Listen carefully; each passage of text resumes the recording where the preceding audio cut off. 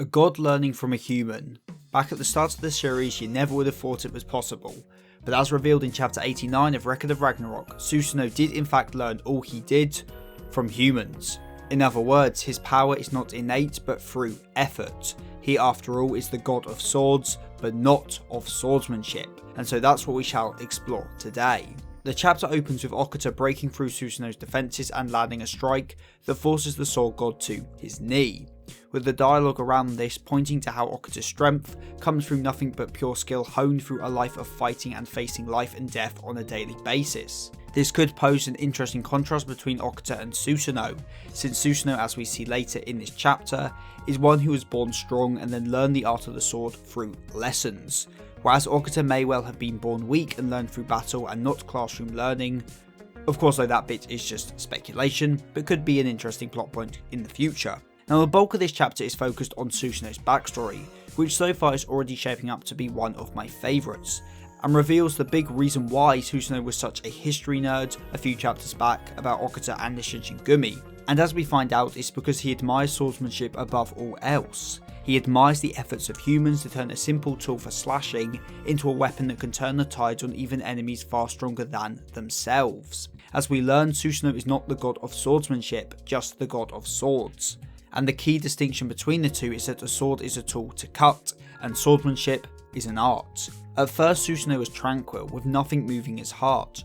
Due to his innate divine strength, he found no issue in slaying all those evil gods and spirits that he was requested to vanquish. It was just a job to him, one he was very good at, but as a result became one that was too easy for him. He gained nothing out of it. There was no thrill, no struggle, nothing that encouraged or allowed him to change or grow in any way at all. Basically, it was an empty life. And so when he was assigned to rule over the earth by Izanagi, he of course just did as he was told, vanquishing the evil beings he came across, as that is what his divine mission was. But once again, there was no drive in it, no investment on Susano's part, aside from it being, the orders he was given. And as such, when he wielded his sword to accomplish these tasks, he of course merely swung it. He had no passion for the blade and was so overwhelmingly strong that he didn't need to give it any more thought than just swinging it down on his opponent, all until he witnessed a boy protecting his sister from a foe far larger and more powerful than him. Susano commended the bravery of the boy, but knew that he stood no chance. After all, the stronger wins the fight, that's all he ever knew. He, the strong, understood that defeating those weaker than you is easily accomplished, but with a simple swing of the sword. Susano as a supreme god and as one gifted with strength believed this to be an absolute truth, so of course he was flabbergasted when the boy parried the large opponent and knocked him down. This small boy shattered Susano's preconceived notion and by doing so made the tranquil god show emotion. He shook the god's heart, and when he geeks out and asks how they did it, the boy tells him they were inspired by the deeds of a great god called Susano, about the god who fought enemies far larger than him and won regardless. The people, in order to become like Susano, to become as strong as him, developed skills in the sword.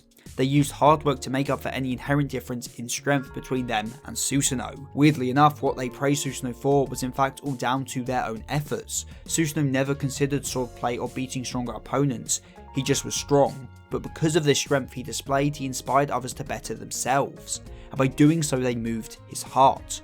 Basically, in this situation, the gods and the humans both inspired and bettered one another. It is a great example of the harmony of god and human, that both are great and needed.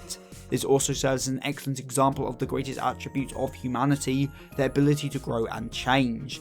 Unlike the gods who were born with innate strength, they must work hard and use skills and tricks to challenge those born better. Like I've been saying a lot, this round is echoing a lot of the ideas of round 3.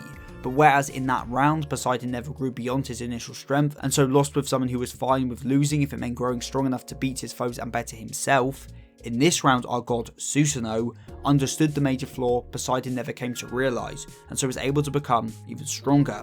Unlike Poseidon, who looked down on people, Susano bowed to them and showed them the utmost respect. As god or human doesn't matter. They were able to teach him a way to become even stronger, and more importantly, to make his life and duty not just a job, but something genuinely fun. As I think this idea of fighting for not just an end goal, but to fulfill yourself and move your heart, will be a very central theme to this round. Susano found something he valued in swordsmanship, and so cast aside his divine duty and allowed himself to be exiled specifically so he could indulge in the sword. The gods were meant to lead humanity, but in this case, they led the gods. As Susano explains to his sisters, great strength and admiration were things he was born with. They were innate to the gods. However, swordsmanship and human effort as a whole allows one to attain these things with their own two hands. Basically, anyone with enough effort can rise to the level of the gods. And even more interestingly, enough to get the attention of the great sun god Amaterasu was that it is endless. There is no end point to reach, and as such you will always be able to be hyped for what comes next. So far, Susano's backstory is proving to be one of my favourites in the series, and is really keeping up the trend of the gods' backstories aligning with human ideals more and more as we progress through the story. And something I again want to emphasise is this similarity between Susano and Sasaki's backstories. Sure, there's some big differences, as you'd expect, but this desire to grow stronger through skill and learning new things is something shared by these two characters, and if Susano's backstory is to continue next chapter, it wouldn't surprise me if we see him learning from various masters, incognito style, in a way similar to how Sasaki went and lost to many masters so he could then come back stronger and beat them. And then adjacent to that point, although unlikely, the idea of him learning from Sasaki and his backstory too, or at least watching him train or something, would be very cool. And although I can't really say how likely it is, Susano pulling out the Niton Ganryu style during the match would be super cool and be such a sick callback to round 3. What this backstory also has done though, is very much increased my interest in what exactly Okuta's will be. There's obviously so many cool events in the history of the Shinsengumi we could cover, but at the same time it may well cover an event not found in history, as is often the case in these flashbacks. Though if I had to throw out a wild guess, I can maybe see it showing Okuta being pushed around by stronger adults as a child, and almost killing them with anger, only to still lose because he lacks finesse or something, with Kondo trying to show him proper form, and him being like, nah, I don't need to learn, I'll just try harder, and so gain skill in the sword through nothing but pure effort and willpower. Of course, that's like 99% not going to be how it happens, but that is the first kind of scenario that pops into my head after reading Susano's backstory and thinking, I wonder what Okuta's could be. Overall, although lacking in action, this chapter made up for it in what personally is my favourite part of the series, the character writing.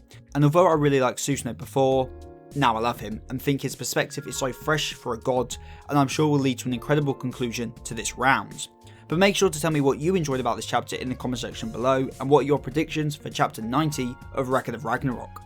And if you want to support this channel even further, then perhaps pledge to my Patreon, or consider becoming a channel member, so you can get your name at the end of the video like Hikari Desu, Rinjak9696, Mr. Sputum, and Matthias Rowett. So with all that said and done, I have been Seth the Sin, the Deadly Sin of Geek, and I'm signing out. Stay safe, everyone.